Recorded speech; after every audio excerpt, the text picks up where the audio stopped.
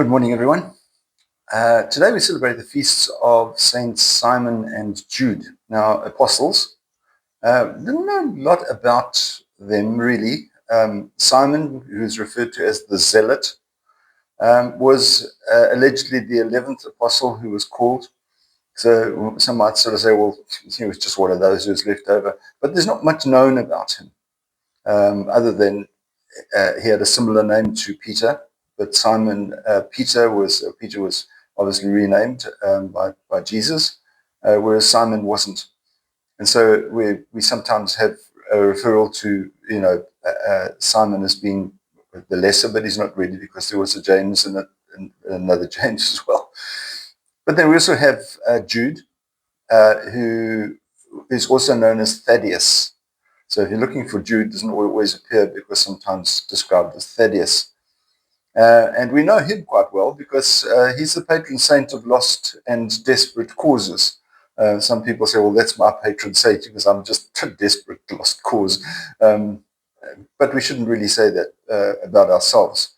But sometimes we find that in desperation, we don't have a solution. And so we turn to St. Jude. And the statue that we have underneath the bell tower underneath the bell at Blessed Sacrament, that is the statue of St. Jude, patron saint of hopeless cases. I want to look at this week St. Paul's letter to the Ephesians, because we've had it in our readings for the last week or so, but he continues, and I want to focus on that because it's quite important. We see St. Paul says to the Ephesians, people of Ephesus, in chapter 2, you are no longer aliens, but part of God's body.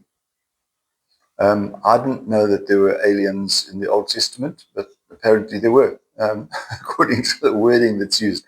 But aliens obviously would be people who are outside of the group, not talking about people who come from Mars and so forth. So what he's saying is you're no longer out of the group, you're part of the group. And as part of the group, you're part of God's body. It really is a team building exercise for Paul in this case. He's just saying, you guys come together, let's all work together.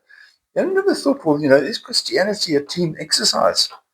That we're all working together. Well, yeah, it is. It's not just for individuals. So let's focus today on what the Lord is calling us to do as part of his body, as part of the team, which makes up the Church of Jesus Christ. You have a wonderful day. Keep yourself safe. God bless. Bye-bye.